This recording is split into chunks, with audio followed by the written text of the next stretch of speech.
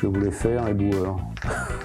Je me prêtais à rire, mais j'étais impressionné par le ramassage des poubelles. Donc quand j'étais tout petit, j'avais deux choses que je voulais faire.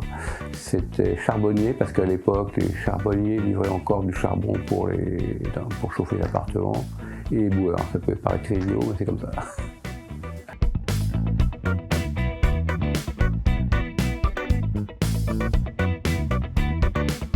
Jacques Potion, mon métier de base c'était la microélectronique. J'ai suivi un cursus au CNAM d'ingénieur en électronique et j'ai œuvré dans la microélectronique pendant à peu près 20 ans. Voilà. Fin des années 2010, je me suis orienté vers la logistique, e-commerce, par opportunité, c'est une demande qu'on m'avait faite.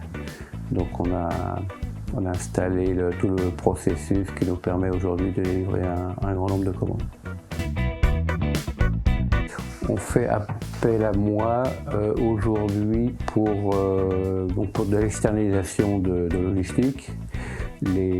Souvent les commerçants en ligne externalisent leur compta, le social, le juridique, mais n'externalisent pas la logistique, ce qui est un tort, car la logistique c'est permanent, c'est 100% du temps, c'est 24 heures sur 24, il faut expédier tous les jours. Un site de commerce en ligne ne s'arrête jamais, donc externaliser la logistique, pour nous c'est rendre service aux e-commerçants, dans le sens où on prend en charge ce fastidieux travail qui est de préparer les commandes et les expédier aux clients. C'est la mise en place des flux, la mise en place de nouvelles machines, la mise en place de nouveaux projets, discuter avec un client de son projet et l'accompagner dans la mise en place de solutions qui lui permettent d'améliorer aussi sa productivité. Mon prochain défi, c'est d'installer un gros centre logistique pour les commerçants en ligne sur la région bordelaise. Je dirais que c'est d'avoir eu l'opportunité de travailler dans la microélectronique, être proche de la physique, du silicium, et très créatif. Ça c'est vraiment quelque chose qui m'a énormément plu. Alors, il y a une phrase qui m'avait toujours, qui avait toujours retenu mon attention. Je crois que c'est le symbole de l'école de l'air, c'est faire face.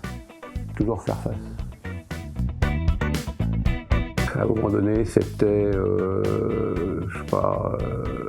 passer du temps en Antarctique ou des choses comme ça, aller au Cap Nord, voilà.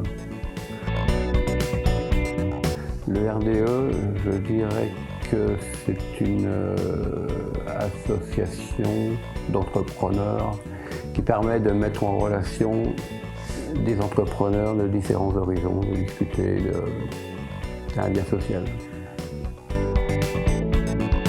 Sur quel média? LinkedIn principalement.